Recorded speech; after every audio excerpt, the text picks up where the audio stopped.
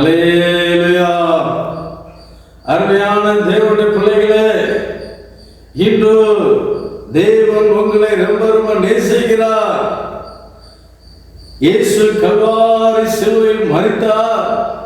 உங்களுடைய பாவத்திற்காக, என்னுடைய பாவத்திற்காக, முழு உலக ஜனங்களின் பாவத்திற்காக அவர் மரித்தார்.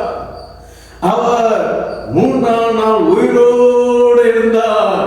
அந்த இயேசு இன்னும் ஜீவனோடு இருக்கிறாருங்க. இந்த கருமையான தேவனுக்குள்ளே சகோதரனே, சகோதரியே, இந்த கருமையான தேவனுடைய பிள்ளைகளை, இயேசு உங்களை ரொம்ப ரொம்ப நேசிக்கிறார். இயேசுவை ஏற்றுக்கொள்ளுங்க. கடைசி காலத்தில் வந்திருக்கிறோம். கடைசி காலம் இது, இனி காலம் இல்லை. இயேசு ஏற்றுக்கொண்டு பாருங்க. மனதில் சமாதானம் கிடைக்கும், சந்தோஷம் கிடைக்கும். எத்தனை குடும்பங்கள் சமாதானம் இல்லாமல் தற்கொலை பண்றாங்க. யாரோ ஒரு மனுஷன், ஒரு மனுஷி கைவிட்டுட்டான் அப்படின்ட்டு 2 வருஷமா பழகினவங்க, 4 வருஷமா பழகினவங்க கைவிட்டாங்கன்ட்டு அப்பா அம்மாவையே மறந்து தற்கொலை பண்றாங்க. ஏன்? சமாதானம் இல்லை. அந்த சமாதானத்தை இன்று இயேசு உங்களுக்காக அவர் தர ஆயத்தமா இருக்கிறார். இயேசு ஏற்றுக்கொள்ளுங்க. இயேசு உங்களுக்கு சமாதானத்தை தருவாருங்க. இயேசுவை வந்து பாருங்க.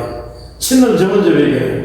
சர்வவல்லமையுள்ள பிதாவே, நன்றியோடு ஸ்தோத்திரிக்கிறோம். இவ்வளோ ஜனங்களுக்காக ஜெபிக்கிறோம். இவர்களை நீர் ஆசீர்வதிப்பீராக. இந்த கிராமத்தில் இருக்கிற ஒவ்வொரு ஜனங்களை நீர் ஆசீர்வதியும். சமாதானத்தினால், சந்தோஷத்தினால் நிரப்புவீராக. பாவங்கள் மன்னிக்கப்பட்டு சொந்த இரட்சகர் இயேசுவை ஏற்றுக்கொள்ள உதவி செய்யும்படியாக ஜெபிக்கிறோம். இயேசுவே, இல்லத்தில் வாரும், என் உள்ளத்தில் வாரும் என்று கூப்பிட அப்பா அவர்களுக்கு உதவி செய்யும்.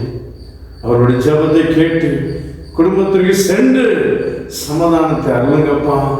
ஒரு விடுதலை கொடுங்க. பாவ கட்டுகள் சமாதானம் எல்லாம் ஒவ்வொரு விடுதலை கொடுப்பீராக. ஆமென்.